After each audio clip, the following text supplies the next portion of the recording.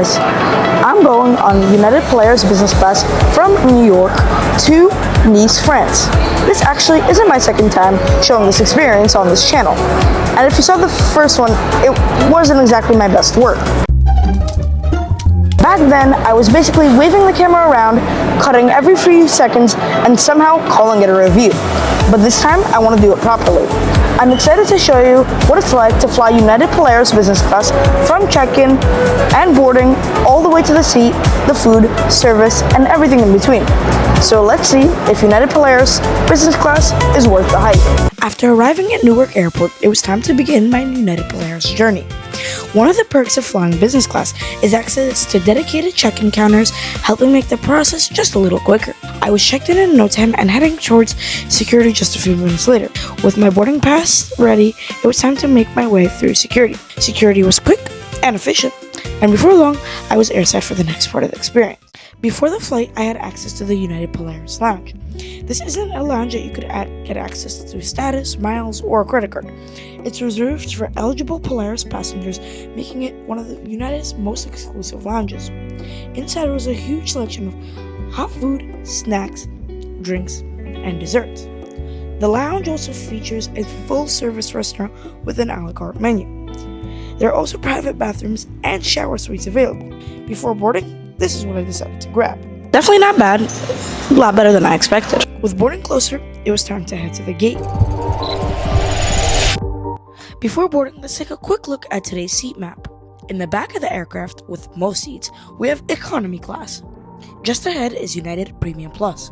And of course at the front is Polaris Business Class, split up into a front and rear cabin. Today, I'll be sitting in the front cabin. The odd-numbered seats are more private and positioned further from the aisle, while the even-numbered seats sit closer to the aisle, feel a little less private, but are more open. Today, I'll be sitting in one of those even-numbered seats. Now, finally, time to board. Alright, now it's time to board and see what United Polaris has to offer. Here's a first look at the seat. This is our tray table, big and sturdy, perfect for working or eating. It also folds in a way that lets you still move in and out of your seat while it's in use. Shortly after boarding, the crew came out with a welcome drink. This is the large screen with a solid entertainment selection. Legroom is generous, and there's enough space to move around. The armrests also move down to give you more space when sleeping. There are multiple storage spaces around the seat, storage on the side for personal items, and storage under the footrest for bulkier items, plus a small slot under the screen for quick access items. There's also a small side cabinet built into the seat. Inside, you'll find water and headphones provided for the flight. Next to it is a marble-style side table, adding a nice premium touch. There's a reading light and a small lamp above the seat. You also get universal power outlets, USB, and USB-C charging. The seat controls are fully adjustable, letting you turn it into a flat bed.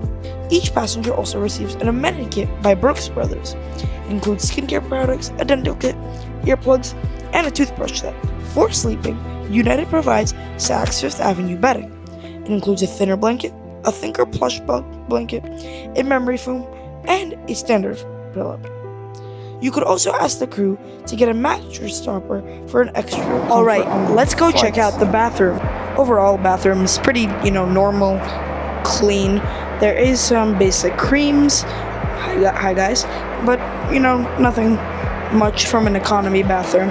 Another mirror here, high ceilings, but yeah, that's pretty much it. Shortly after takeoff, the crew came around with hot towels, a small but nice touch to start the service.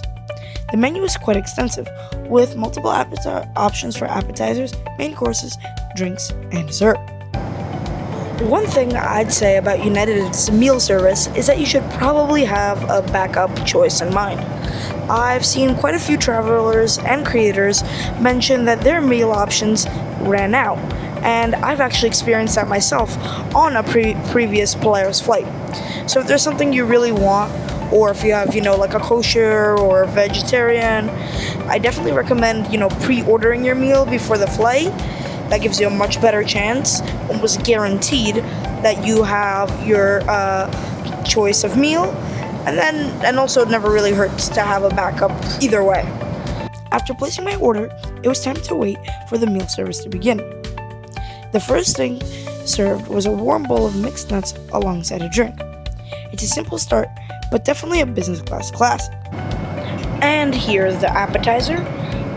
It's right here. We have a nice salad, some beets with cheese, 2 pieces of bread, butter, these cute salt and pepper shakers, and this red wine vinaigrette. It looks pretty good, so let me give it a try.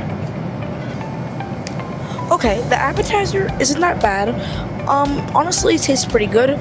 The only, thing that I would say, some stuff is a little cold, which, might not, like the butter, so, you might not even be able to cut into it. But otherwise, it's pretty good, and I like it. The appetizer was finished, and now it's time to wait for the main course. Okay, and the main course arrived, which is this beautiful seared salmon with some vegetables. It looks very good, so let me go and give it a try. Okay, the main course was actually very good. I really liked the salmon. It tasted nice, and then there was a nice, pepper puree on the side, which also added to the flavor a lot. It was very good. But yeah. After the main course, now it's just waiting for dessert. One of the most well-known parts of the United Polaris experience is the ice cream sundae. You could customize it with different toppings, and it's becoming something of a signature dessert for United. Now that was good. One more nice feature on some long-haul United flights is a snack area at the front of the cabin near the bulkhead. You could come up here anytime during the flight and grab additional snacks or drinks. It's a small but really useful touch, especially on longer routes when you want something extra between meals. After dinner service wrapped up, the cabin light started to dim, and it was finally time to set up the bed. The seat turned into a fully live flat bed, which is what Polaris is really known for. I started to set up the bed, and I also asked for the mattress topper, adding to the comfort. Once everything was set up, it actually feels like a proper little bed in the sky. Okay guys, this bed's amazing, but I'm gonna go try to catch some sleep. See ya in the morning. Good morning guys, and I slept amazing. The bed made it extremely easy to sleep. It was very comfortable. Now it's time to, wait for breakfast. Here's breakfast. This is something called a banana bread pudding with some fruits, a croissant, and yogurt. I really like the breakfast. It's a really good way to, end the whole service. Not bad. No complaints. Well, breakfast is done. And that means landing is soon. We've landed in Nice. What a beautiful view coming in. It was a great experience, and honestly, it was a little sad to leave the aircraft. Overall, I would say Polaris isn't bad at all.